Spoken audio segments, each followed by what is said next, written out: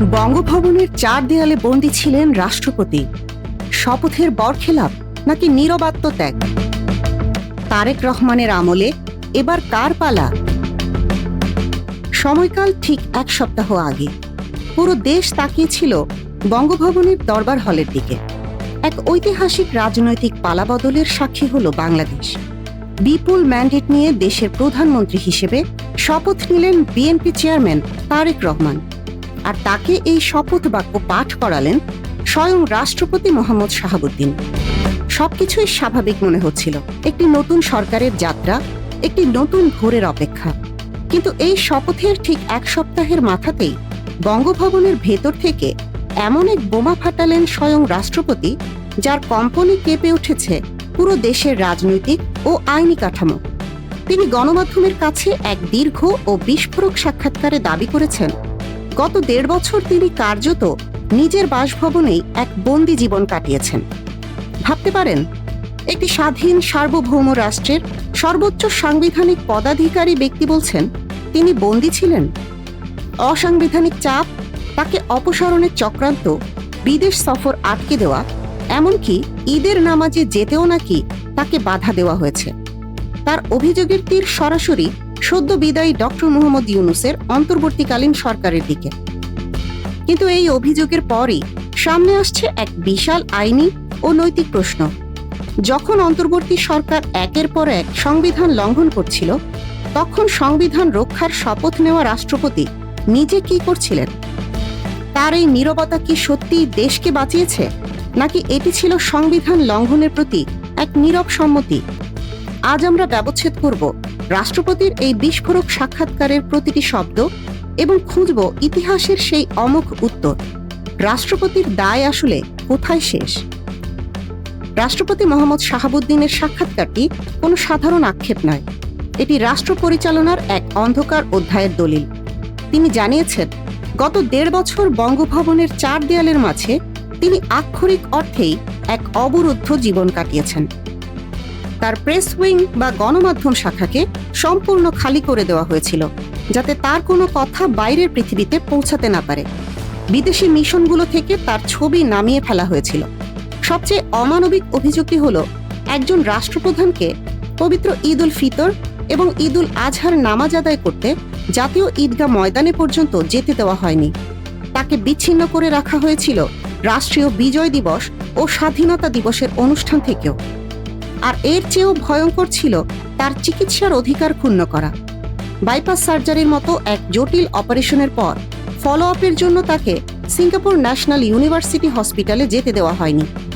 অথচ ঠিক একই সময়ে আমরা দেখেছি অন্তর্বর্তী সরকারের স্বাস্থ্য উপদেষ্টা নূরজাহান বেগম চিকিৎসার জন্য অনায়াসে সিঙ্গাপুর গেছেন। প্রধান উপদেষ্টা ডক্টর মোহাম্মদ ইউনূস নিজে অন্তত 14 বার বিদেশ সফর করেছেন। এমন চরম বৈষম্য এবং চাপের মুখে একজন বয়স্ক রাষ্ট্রপতির মানসিকভাবে বিপর্যস্ত হয়ে পড়াই তো স্বাভাবিক। কিন্তু প্রশ্ন হলো, এত কিছু ঘটার পরও তিনি নীরব কেন থাকলেন? কার ভয়ে? এবার একটু ফ্ল্যাশব্যাক করি। 2022 সাল, তৎকালীন স্পিকার শিরিন শারমিন চৌধুরীর কাছে এই রাষ্ট্রপতি মোহাম্মদ শাহাবুদ্দিন কি শপথ নিয়েছিলেন? আসুন শপথ বাক্যটি একটু স্মরণ করি। আমি সশ্রদ্ধ চিত্তে শপথ করিতেছি যে, আমি সংবিধানের রক্ষণ, সমর্থন ও নিরাপত্তা বিধান করিব এবং আমি ভীতি বা অনুগ্রহ, অনুরাগ বা বিরাগের বশবর্তী না হইয়া সকলের প্রতি আইন অনুযায়ী যথাবিহিত আচরণ করিব। শপথের প্রতিটি শব্দ খেয়াল করুন, ভীতি বা অনুগ্রহের বশবর্তী না হইয়া। অথচ রাষ্ট্রপতি নিজেই স্বীকার করেছেন, ডক্টর ইউনূসের নেতৃত্বাধীন অন্তর্বর্তীকালীন সরকার পদে পদে সংবিধান লঙ্ঘন করেছে। সংবিধানের 145 অনুচ্ছেদ অনুযায়ী বিদেশ থেকে ফিরে কোনো বিদেশি চুক্তি সম্পর্কে রাষ্ট্রপতিকে অবহিত করা বাধ্যতামূলক। কিন্তু ডক্টর ইউনূস তা কখনোই করেননি। শুধু তাই নয়, একজন সাবেক প্রধান বিচারপতিকে সম্পূর্ণ অসাংবিধানিকভাবে রাষ্ট্রপতির পদে বসানোর চক্রান্তও করা হয়েছিল। বাংলাদেশের সংবিধানের 7 এবং 7 ক অনুচ্ছেদ অনুযায়ী সংবিধান লঙ্ঘন একটি মৃত্যুদণ্ডযোগ্য অপরাধ। একজন সাবেক জেলা ও দায়রা জজ হিসেবে রাষ্ট্রপতি শাহাবুদ্দিন আইন কানুন খুব ভালো করেই জানেন।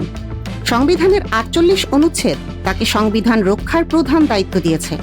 তারপরও চোখের সামনে এই ভয়াবহ সংবিধান লঙ্ঘন দেখেও তিনি কোনো আইনি বা সাংবিধানিক পদক্ষেপ নেননি।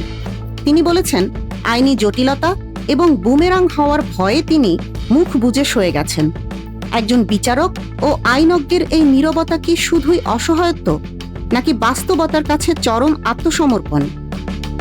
ইতিহাস বড় নির্মম বিচারক। রাষ্ট্রপতির এই অসহায়ত্বের কথা শুনতে গেলে আমাদের ফিরে তাকাতে হয় উপমহাদেশের ইতিহাসের দিকে। 1975 সাল ভারতে ইন্দিরা গান্ধী যখন জরুরি অবস্থা ঘোষণা করলেন, তখন ভারতের তৎকালীন রাষ্ট্রপতি ফখরুদ্দিন আলী আহমেদ বিনা বাক্য ব্যয়ে তাতে সই করেছিলেন।